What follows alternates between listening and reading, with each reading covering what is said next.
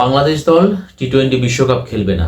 এখন বাংলাদেশ দল খেলবে না বলে বাংলাদেশের যারা সাংবাদিক আছে মানে স্পোর্টস রিপোর্টার তারা কি টি-20 বিশ্বকাপটা কাভার করবে না?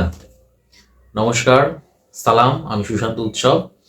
এই ভিডিওতে কথা বলবো এই আসন্ন টি-20 বিশ্বকাপে বাংলাদেশি সাংবাদিকদের আইসিসি অ্যাক্রিডিটেশন যে দেয়নি সেই প্রসঙ্গ নিয়ে যে কথা বলছিলাম সেটা হচ্ছে যে আপনারা সবাই জানেন যে নিরাপত্তা ঝুঁকির কারণে বাংলাদেশ দল টি-20 বিশ্বকাপটা খেলবে না এবং বাংলাদেশের জায়গায় আসলে আইসিসি তারা স্কটল্যান্ডকে অলরেডি নিয়ে নিয়েছে।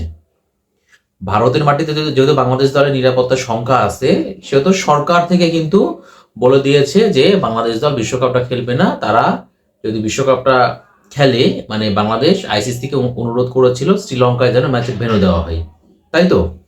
তো যেহেতু আইসিসি তারা বাংলাদেশে অনুরোধ রাখেনি, এই কারণে বাংলাদেশ সরকার থেকে সাফ জানিয়ে দিয়েছে যে আমরা ভারতের মাটিতে বিশ্বকাপ খেলবো না।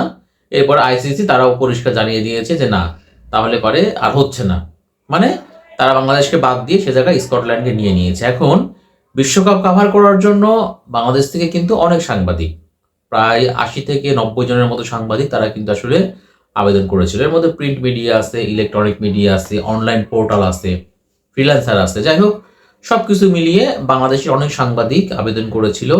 এবং শুধু এরকমটা না যে ভারত এবং শ্রীলঙ্কায় বিশ্বকাপ জন্য আবেদন করছে অনেক বেশি, এরকমটা না। এর আগে যুক্তরাষ্ট্রে বিশ্বকাপ ছিল বা যেখানে বিশ্বকাপ হোক না কেন, বাংলাদেশের কিন্তু প্রচুর সংখ্যক সাংবাদিক সে বিশ্বকাপগুলো কাভার করে থাকে।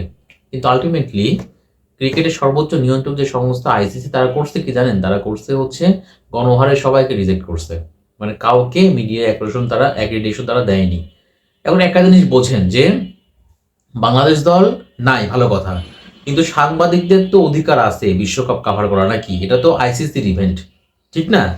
ধরেন বাংলাদেশ দলের গ্রুপ পর্বে সবগুলো ম্যাচ ছিল হচ্ছে ভারতে, কিন্তু বিশ্বকাপের তো আর একটা আয়োজক আছে, সেটা হচ্ছে শ্রীলঙ্কা। তো বাংলাদেশের অনেক সাংবাদিক তারা তো শ্রীলঙ্কা যেতে পারে। তাহলে পরে আইসিসি কেন এই কাজটা করলো? কেন আইসিসি বাংলাদেশের সাংবাদিকদের ওই বিশ্বকাপ কাভার করার যে অধিকার, সে অধিকারটা তারা কেড়ে নিল?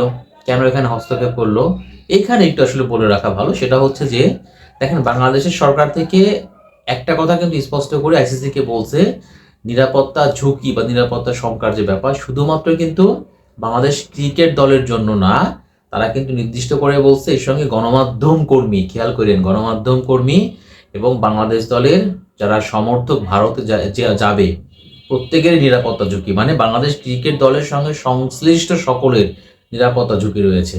তো যেহেতু বাংলাদেশের অধিকাংশ সাংবাদিক যারাই এই মিডিয়া অ্যাক্রিডিটেশনের আবেদনটা করেছিল সবাই খুব স্বাভাবিক, বাংলাদেশের যে গ্রুপ পর্বের যে 4টা ম্যাচ, 3টা কলকাতা এবং একটা মুম্বাই, খুব স্বাভাবিক সবাই কিন্তু বাংলাদেশের ম্যাচগুলোতেই তারা হচ্ছে পূরণ করবেন, একটা আবেদন ফর্ম পূরণ করতে, সেখানে তারা কিন্তু বাংলাদেশের ম্যাচগুলো দিয়েছিল। এখন আইসিসি দেখছে যখন বাংলাদেশ দল নাই এবং বাংলাদেশের সরকার যখন নির্দিষ্ট করে স্পষ্ট করে বলেছে যে বাংলাদেশ দলের ক্রিকেটার ছাড়াও গণমাধ্যম কর্মী এবং সমর্থক প্রত্যেকের নিরাপত্তা ঝুঁকি রয়েছে, তো এইখানে কিন্তু আইসিসি তারা আসলে মনে করছে যেখানে বাংলাদেশ দলে অংশগ্রহণ করছে না সেখানে তারাও আমার কাছে মনে হয়েছে কোনো রকম ঝুঁকি নিতে চায়নি এবং সে জায়গা থেকে তারা গণহারে সবাইকে, যারা যারা আবেদন করেছিল সবাইকে তারা রিজেক্ট করেছে। বাট এটা হচ্ছে সোমবারের ঘটনা, তারা মূলত এই 26 তারিখ সোমবার ছিল, ওই দিনকার সবাইকে তারা ওই ইমেল করে জানিয়ে দিয়েছে যে তোমার ওই অ্যাক্রিডিটেশন যে আবেদনটা করেছিল সেটা রিজেক্ট করা হলো, অ্যাকসেপ্ট করা হয়নি। বাট এরপরে আইসিসির সঙ্গে কিন্তু বিসিবিও যোগাযোগ করেছে এবং আইসিসি তারা একটা আসলে একটা আশার খবরই বলবো আমি বা ভালো দিক বলবো, তারা একটা বিষয় বলেছে যারা ম্যাচ কাভার করতে আগ্রহী তারা চাইলে পারে রিকনসিডার করার জন্য আইসিসিকে একটা মেইল করতে পারে এবং তারা তখন বিষয়টা বিবেচনা করবে। এবং অলরেডি 2-1 সাংবাদিক তারা কিন্তু পুনরায় আসলে অ্যাক্রিডিটেশন কার্ড পেয়েছেন, তার মানে ইমেল করলে পারে আইসিসিও তাদেরকে সুযোগটা দিচ্ছে বা আইসিসি এখন বিবেচনা করছে। বাট এক্ষেত্রে দেখেন যে একজন গণমাধ্যম কর্মীর কিন্তু রাইটস আছে বিশ্বকাপ কাভার করা। আপনি দেখেন আমাদের যে ফুটবল যে বিশ্বকাপটা হয় এখানে তো বাংলাদেশ দল অংশগ্রহণ করে না, কিন্তু ফুটবল বিশ্বকাপে বাংলাদেশ থেকে প্রায় কত যদি বলে থাকি 16-17 জন প্রিন্ট মিডিয়ার সাংবাদিক যারা প্রেস বক্সে বসে বিশ্বকাপ কাভার করে। এছাড়া কিন্তু ইলেকট্রনিক মিডিয়া বা অনলাইন মিডিয়া থেকে এরও কিন্তু প্রায় 10 থেকে 12 বা 15 জন সাংবাদিক তারা কিন্তু একটা অ্যাক্সেস পায়, তারা মাঠের বাইরে থেকে ম্যাচগুলো কাভার করতে পারে। তারপরে ফুটবল বিশ্বকাপ যেখানে গণমাধ্যম কর্মীদের বাংলাদেশ দল অংশগ্রহণ না করার পর অ্যাক্রিডিটেশন দিচ্ছে, সেখানে ক্রিকেট কেন দেবে না? বাংলাদেশ দল যাচ্ছে না একটা বিশেষ একটা কারণে। তাদের দাবি ছিল ভারতে ম্যাচ না খেলে শ্রীলঙ্কায় খেলবে, কিন্তু আইসিসি সেই দাবিটা রাখেনি।